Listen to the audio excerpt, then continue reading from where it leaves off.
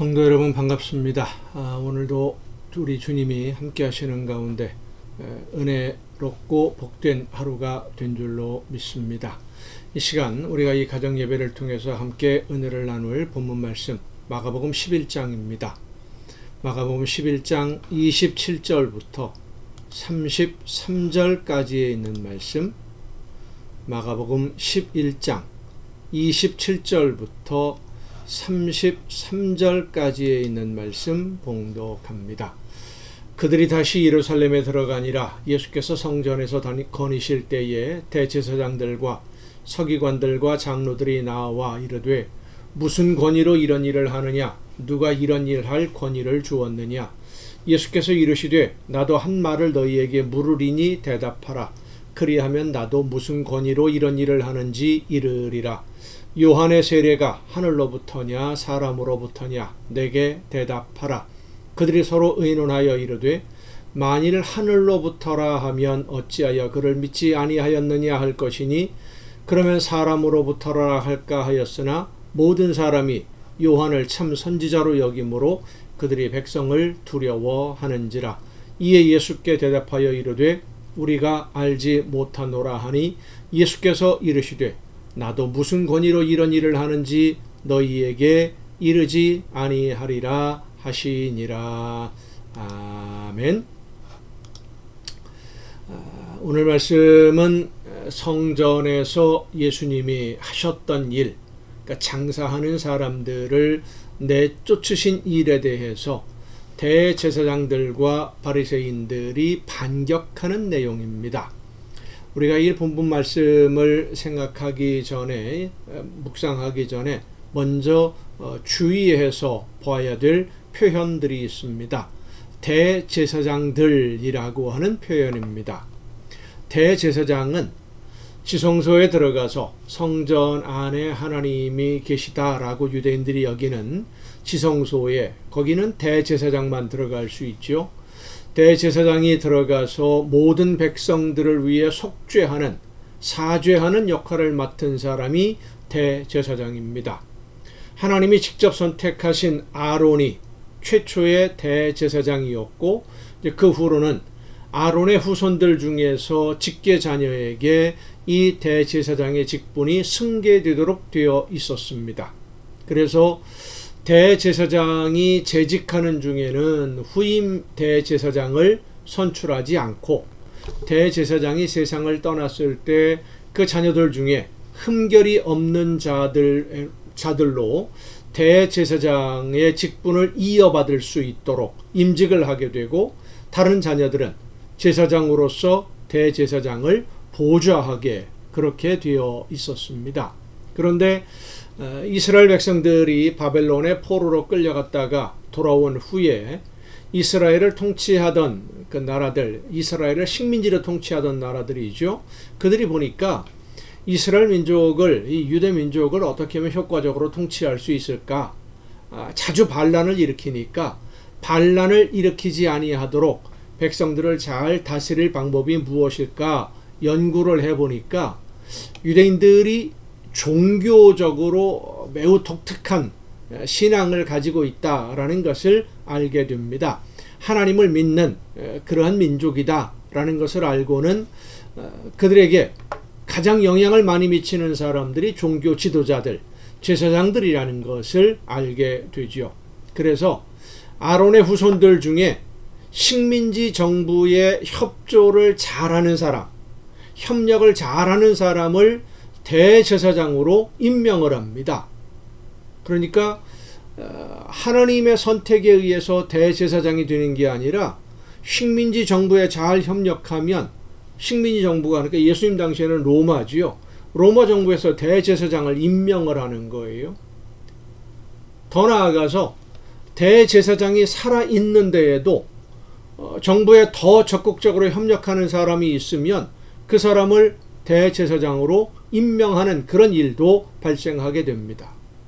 그래서 제사장 직분이라고 하면 나중에는 뭐 제사장이 아닌 사람들도 누구든지 언제든지 대제사장이 될 수 있도록 그렇게 식민지 정부에서 만들어 놓고, 이 제사장 그룹이 바로 사두개파가 되는 겁니다.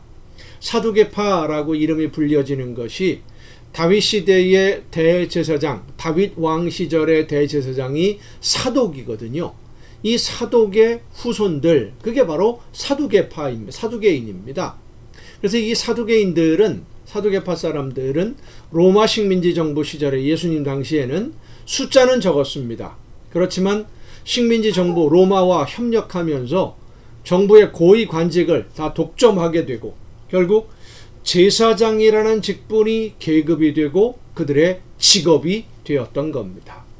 이 대제사장이라고 하는 하나님께 백성들을 위해 기도하며 제물을 드리는 이 직분이 예수님 당시에는 로마가 이스라엘을 다스리는 통치의 도구로 이용당하고 있었고 대제사장을 로마 정부의 마음대로 바꿀 수도 있는 그런 상황이 되어 있었던 겁니다. 그래서 이 대제사장들이라고 하는 이 표현은 종교 지도자들이 정부와 협력하면서 개인의 이익을 추구하는 타락한 종교의 모습을 보여주는 한 단편의 모습이라고 할 수 있겠습니다. 또 한 가지 살펴볼 것은 대제사장들과 서기관들이 함께 예수님을 찾아와서 항의를 했는데 이 서기관들은 주로 바리새인들입니다. 바리새인들 중에 전문적으로 율법을 연구하고 기록하고 백성들을 가르치는 이런 일을 하는 사람들, 학자 출신들이 바로 이 서기관들인데 바리새인들이죠. 바리새인들은 사두개인들과 서로를 인정하지 않는, 반목하는 그런 관계였습니다. 왜냐하면 사두개인들은 제사장 그룹이면서 식민지 정부와 협력하는 것을 당연하게 여기고 있어요. 당연하게 여깁니다. 그저 그냥 이대로가 좋다. 식민지 정부가 평안하게 그냥 계속 갔으면 좋겠다. 그래야 자기들이 평안하게 모든 것을 누릴 수 있거든요. 그런데 바리새인들은 율법을 지키고 율법을 따라 살아야만 하나님이 이스라엘을 회복시켜 주실 것이라고 믿는 사람들이에요. 그러니까 식민지 정부가 망해야 돼요. 바리새인들은. 사두개파 사람들은 식민지 정부가 건재해야 되는 거고요. 철저하게 율법 중심으로 생활을 하는 바리새인들과 제사장들은 반목할 수밖에 없습니다.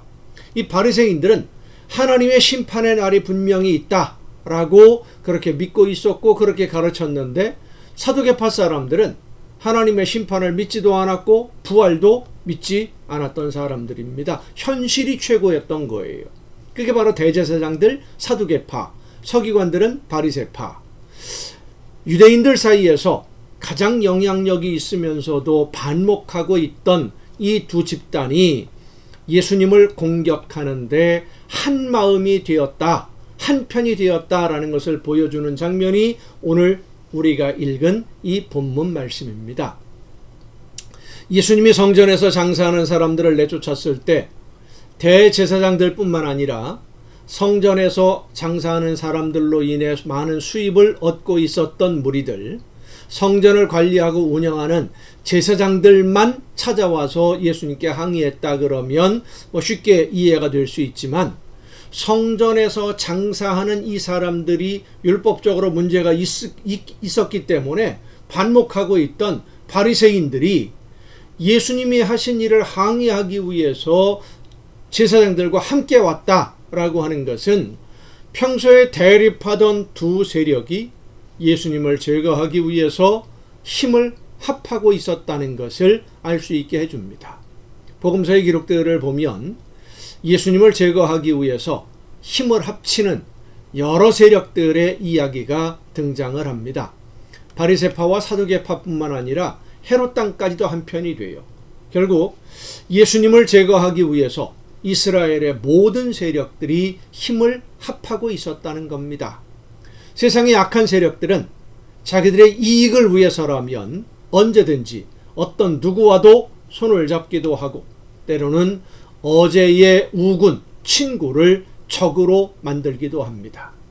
하나님이 원하시는 뜻을 이루기 위해 제물이 되시려는 예수님을 제거하려는, 죽이려는 사람들에게 자신을 기꺼이 내어주시려는 예수님의 마음과 그 사랑을 본받아서 내 이익을 위해서 어제의 친구가 오늘의 원수가 되고 어제의 원수가 오늘의 친구가 되는 그런 세상 사람들의 표리부동한 모습을 따라가지 아니하고 오직 하나님의 말씀만 듣고 그 말씀대로 순종하는 저와 여러분 모두가 될 수 있었으면 참 좋겠다라는 생각을 하게 됩니다. 기도하시겠습니다.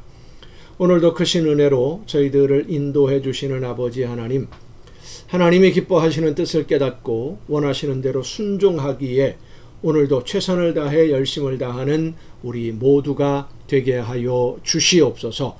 개인의 이익을 위해서 내가 원하는 것을 얻기 위해서 하나님의 말씀을 이용하는 어리석은 자가 되지 아니하도록 우리의 마음과 뜻과 생각을 붙드시고 주관하여 주시옵소서. 이 모든 말씀을 예수님의 이름으로 기도하옵나이다. 아멘. 여러분 오늘도 수고 많으셨습니다. 내일 또 정한 이 시간, 가정예배 시간에 여러분 모두 함께 다 같이 만날 수 있기를 바랍니다. 내일 뵙겠습니다.